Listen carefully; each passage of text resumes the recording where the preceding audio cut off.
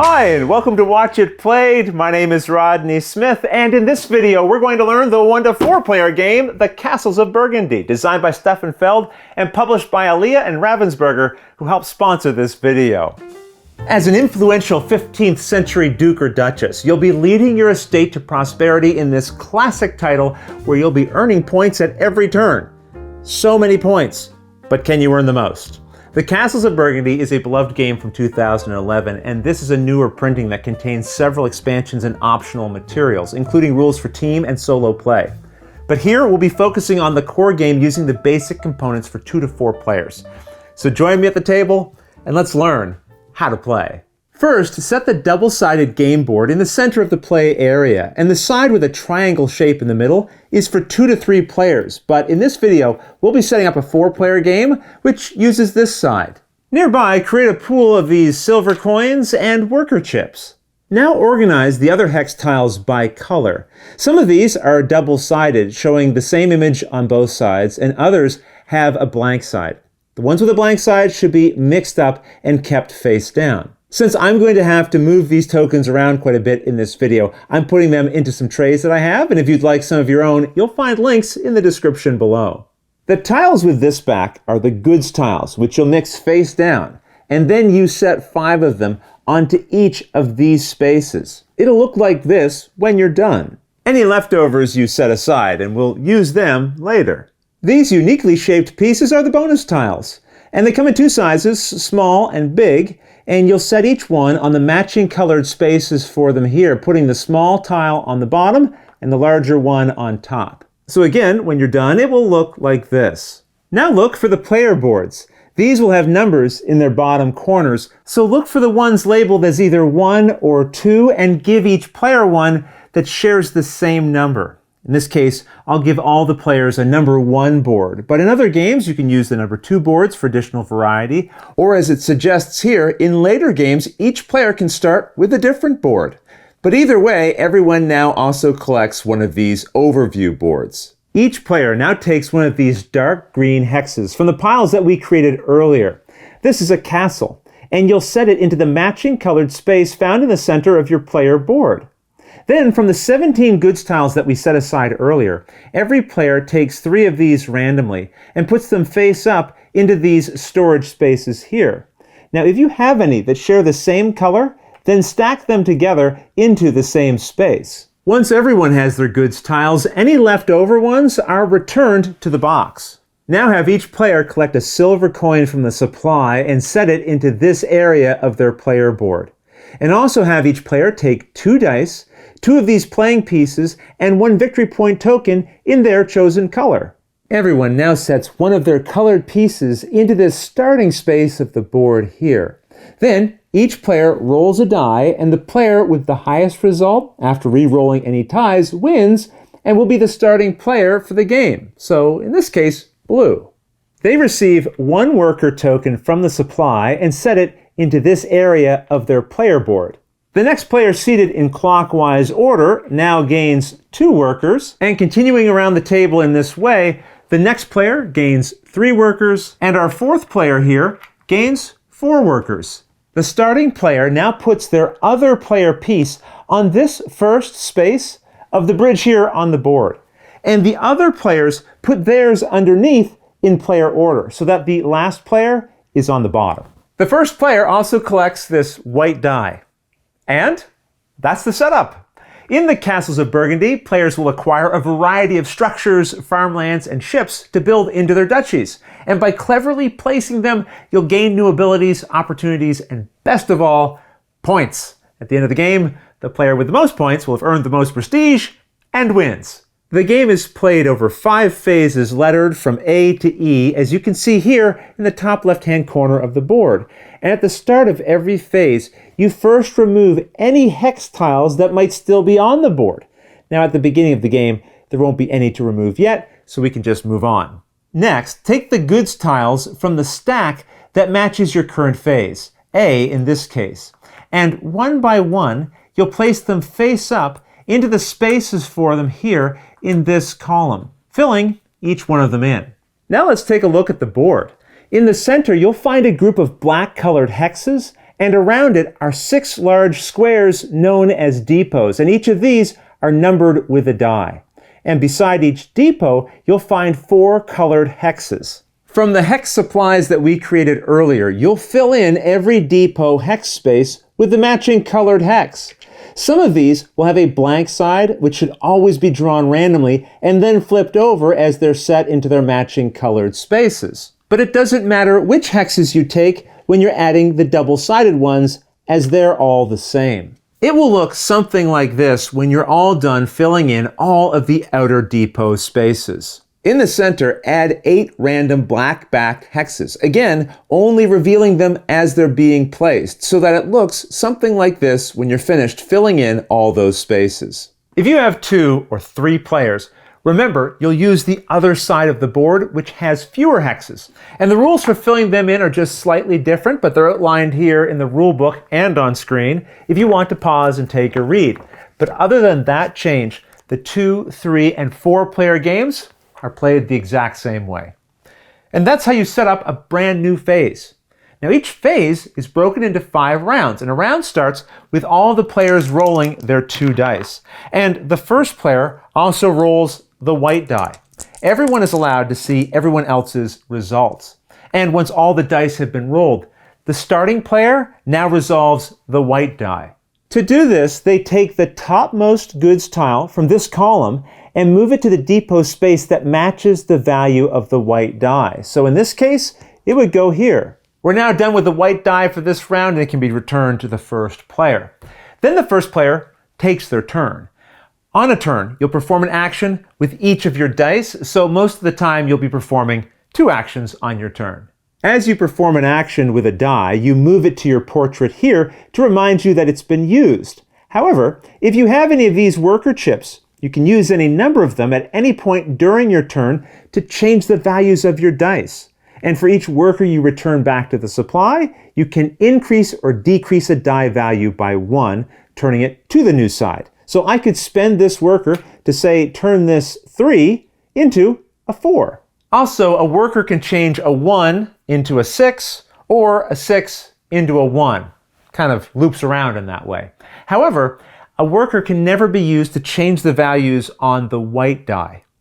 Now, as I mentioned, you can take 1 action per die, and you can use them in any order and even use them both on the same type of action. And there are a variety of different action types. So let's go through them together right now. One way to use a die is to take a hex tile from the game board, and the value of the die tells you which depot area to look at. And then you can collect any 1 hex of your choice from that area. Now just keep in mind this central area is separate, so you can't take a hex tile from here using a die. But as an example, if we use this 3, we could then take any one of these hexes, and maybe I'll collect this one. After taking a hex, you must place it into any empty storage space of your player board here, and these are labeled with a key and can also be referred to as your key spaces. Now, if you didn't have an empty space here, then you'd have to first discard a hex from this area back to the box to make room for the new one you're adding. So that's one of the options, taking a hex tile and adding it to your storage area. And this side of your overview board shows a reminder of that action here using these symbols. But now let's take a look at another type of action, also shown here, known as placing a hex tile into your duchy. To do this, take any 1 hex tile from the storage area of your player board and set it into an empty hex space of your duchy that matches both the value of the die you're using and the tile color of the one you're placing. Also, the tile you place must share at least 1 full side with another tile already in your duchy. So I could put my ship here. Every hex tile has some kind of effect, and after it's placed into your duchy, you resolve that effect right away. So let's go through each of those effects right now. After placing a ship in your duchy, you then pick any 1 depot on the game board and collect all of the goods tiles from it. In this case, there's only 1 depot that has goods, so we'll pick this one. But you really can choose any depot at all. It doesn't have to match the value of the die that you used with that action. So we'll take this good. Then add those collected goods to these 3 storage spaces on your board, stacking any colors that match. In this way, you can have at most 3 different colors of goods, but any number of them. Now, if all your storage spaces are full and you gain more goods than you have room for, you cannot collect those extra tiles and you would leave them in the depot, only taking the ones you can place. You're not allowed to dump goods you already have to make room. So if I just gained these 3 tiles, I would stack this one, and then I would pick either one of these to keep, putting it in my available space, and the remaining one would have to be returned to the depot it was taken from. After collecting goods from placing a ship in your duchy, you then also move your playing piece on the bridge forward by 1 space. The player who is furthest forward on the bridge immediately becomes the new first player and collects the white die as a reminder of this. When a piece moves forward, if the space you enter is already occupied, let's say for example, green was moving forward now, you stack your piece on top of any other pieces there. The player on top is always considered further ahead than any pieces underneath, so in this case, green would be the new first player. So that's what happens when you place a ship into your duchy, and you'll find reminders of the effects of the various hexes here on your overview board. But now let's look at what happens if you place one of these light green livestock hexes. First of all, for the rest of these examples, please assume that I'm using the correct die value in order to place the tiles that I want to show you into my duchy. With these livestock hexes, they'll show a certain type and number of livestock. And after placing the tile, you immediately gain a number of points equal to the amount of livestock shown on it. So here we have 3 cows, and that means we'd gain 3 points. When you gain points in the game, advance your marker on the track here. And if you ever loop all the way around and pass this coat of arms space, place your victory point ship there with this 100 point side face up to show you've banked 100 points so far. And then you keep going. And if you cross here again, flip it over to its 200 point side. When adding livestock to your board, if you already have livestock hexes with that same type of animal in that pasture, you also score each of those tiles again right away as well. Now, a pasture is made up of all of the light green hexes that are adjacent to each other. So this is a pasture of 5 spaces, and this is a separate pasture of just 1 space. So let's say it was later in the game, and we had some hexes on the board that had been placed like this. If I then added a hex with cows into this pasture, I'd get 2 points for it, and 3 points for this cow tile as well. I don't get anything for the cows over here because they're in a different pasture. I also don't get anything for this tile because these are pigs. But now let's move on to yellow hexes known as monasteries. Each is unique and many will provide you with an ongoing ability for the rest of the game once you've added them to your duchy. And others will resolve their effects only during the final scoring. As an example, once you've added this monastery, from now on, anytime you add a ship tile to your estate, in addition to collecting all the tiles from a depot of your choice, you also gain all the goods from any one adjacent depot as well. We're not going to go through all the effects of each individual different type of monastery, but you'll find them all explained clearly in the rulebook, so just look them up as you play. Now let's move on to these gray hexes known as mines. Placing one into your duchy provides no immediate benefit. They're instead resolved at the end of each phase, which we'll see later. A dark green hex is a castle. After adding one to your duchy, you immediately take another action of any type for free. You can think of the castle as providing you with a temporary imaginary die that you now get to use, and you can set that die to any side. Next, let's discuss these beige hexes known as the buildings, and there are 8 different types, each with their own effect that resolves once as soon as you add it to your duchy. And you'll find reminders of all these effects here on your overview board. Within a town, you can never have more than one of each type of building, and a town is a group of beige spaces connected to each other. So in this duchy, we have a town here, here, here, and here. Once I add this type of building, known as a market, into this town, it means I can't add another market here, but I could add one to this separate town.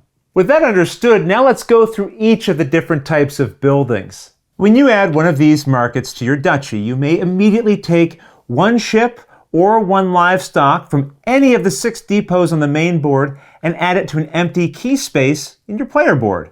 This Carpenter's workshop instead lets you collect and add a beige building from any of the 6 depots to a key space. While this church lets you take any one mine, monastery, or castle tile from any of the 6 depots and add it to your key storage. If you add this bank building to your duchy, then you immediately gain 2 silver coins from the supply, which you store here. While placing this boarding house building causes you to immediately collect 4 worker chips from the supply, which you keep in this area. By the way, silver coins and worker chips are meant to be unlimited, so if you ever run out, just use a suitable replacement. This is the town hall, and after placing it in your duchy, you may immediately place any one other hex tile from your key spaces into your duchy as well. In other words, you don't need to use a die, and it can go onto any valid space no matter the value. You then gain whatever effect it would normally provide when placed. After adding one of these watchtowers to your duchy, you gain 4 victory points. Finally, we have the warehouse building. After adding it to your duchy, you may immediately sell all of one type of good you have without using a die, but we'll discuss how selling goods works a little later. And those are all the buildings. Now I should mention that if you place a building but can't perform the effect it provides, you can still add it to your duchy, you just don't gain that additional benefit from it. Also, as a general rule, for all tiles, once they're placed, you must leave them where they are. You can't move them around later. And it's also worth mentioning, getting a hex into your duchy is usually a 2-step process, and you've probably noticed that. See, when you first collect a hex from the main board, it goes into one of your key storage spaces, and then with a separate action, you can move it from your storage to your duchy. And that covers all of the hexes that you can add to your duchy, but there are a few other benefits to adding them that we should go over. As we've seen, your duchy is divided up by hexes, and as we also discussed, hexes that are grouped together sharing the same color are each their own separate areas. So this is an area or pasture of light green hexes, this is an area or river of blue hexes, and here's another separate river, and so on. As soon as you cover the final space within an area, it's considered complete, and you score some points. First, count how many spaces made up that area, and then check this chart on the game board, and you'll also find this on the back of your overview board. Based on the size of the area, you then gain the related number of points. So our area of 3 hexes means that we score 6 points. You then gain additional points based on what phase of the game you're in, which you're reminded of here. The rightmost empty space is your current phase. So phase A right now, and this means we gain an additional 10 points. And as you can see, the earlier you complete an area, the more points you'll gain. You also score points when placing a hex if you've covered every hex of a color within your duchy. For example, by placing this blue ship, all of the blue spaces are covered. Now, I would first gain the points for finishing this particular blue area, but then after, I come to this area of the board and collect the token on top that matches the color of the area I just completed. Then I immediately score the points it shows based on the number of players in the game, which is ordered from left to right. In other words, in a 2-player game, I'd score 5 points, 6 in a 3-player game, and 7 with 4 players. Now this means that the second player to fill in all of the blue spaces on their board would then take this token, scoring its related points. And anyone completing all of the blue spaces after that point will gain no bonus points, but still get the regular points for completing a colored area. So with that, we now know everything that can happen when you use a die action to add a hex to your duchy. But there are 2 other actions you can use a die for instead, and let's go over those, starting with selling goods. To do this, pick a stack of goods you have in your storage that shares the same die value as the one you're using, and then sell all of them by placing them face down into this area here. After a sale, you gain exactly 1 silver coin, no matter how many tiles you sold. And you then get a number of victory points equal to the number of players in your game for each tile you just sold. So here I sold 1, 2, 3 tiles, and that means in this 4-player game, I'd get 4 points for each of them for a total of 12 points. The final type of action you can take with a die is to gain workers by using a die of any value and then collecting 2 workers from the supply. That covers everything on the board except for one area, all of the hexes in the center. These, you might remember, are the blacked back ones. But on their faces, they're made up of hexes from all the various colored types we've seen already. And during your turn, in addition to your 2 dice actions, you may buy a single tile of your choice from this black depot area by spending 2 silver coins, returning them to the supply, and then placing the collected hex into one of your key storage spaces. Again, you can only buy a single black depot tile per turn, but you can do this at any point, before, between, or after your 2 dice actions. You can even do it during a die action. So that's how you conduct a turn. You use your 2 dice to take actions, and then the next player takes their turn. The next player is whoever hasn't taken a turn yet this round, but is next closest to the center of the board on the bridge. And again, if you have a stack, it's the person closest to the top. So in this example, blue is closest to the middle of the board, but they already took a turn, so we'd go to green next. When all of the players have finished taking their turns, the next round begins. And remember, at the start of a new round, everyone collects and rolls their own dice. Then the current first player also rolls the white die and moves the next topmost good here into the matching depot. In this way, you can always see what round you are currently on. And at the end of the 5th round, all of these tokens will be gone and the current phase will be over. When a phase ends, each player now collects 1 silver coin for every mine they currently have in their duchy, and also check for any yellow tiles with effects that resolve at the end of a phase. You then start a new phase, and remember, at the start of a phase, you first remove all the remaining hex tiles on the board, including from the center, and all of these you can return to the box. They won't be used in this game again. Then you refill all the empty hex spaces with new ones. Then you'll refill the spaces here with goods from the new phase's stack, and then you can start the first round of the new phase. The game ends after the 5th phase is over, which you'll be able to identify because all of the goods tiles will be gone from this column and this row. Then it's time for final scoring. First, you gain 1 victory point for every goods tile you have but didn't manage to sell. You also get 1 victory point for every silver coin you have, and 1 point for every 2 worker chips. So here I have 3, and that means I'd gain 1 extra point. Also check all of your yellow monastery tiles located in your duchy for any points they may provide at the end of the game. The player with the most points wins. And if there's a tie, the tied player with the fewest empty hexes in their duchy wins. And if there's still a tie, the tied player furthest behind on the bridge wins. And don't forget, if you have this edition of the game, you'll find additional expansions included that add new hex tiles to the game, as well as rules for team and solo games, and a variant that includes the use of these shield tokens. But those rules I'll leave for you to discover on your own. Otherwise, that's everything you need to know to play the Castles of Burgundy. If you have any questions at all about anything you saw here, feel free to put them in the comments below, and I'll gladly answer them as soon as I get a chance. You'll also find forums for discussion, pictures, other videos, and lots more over on the games page at Board Game Geek, and I'll put a link to that in the description below.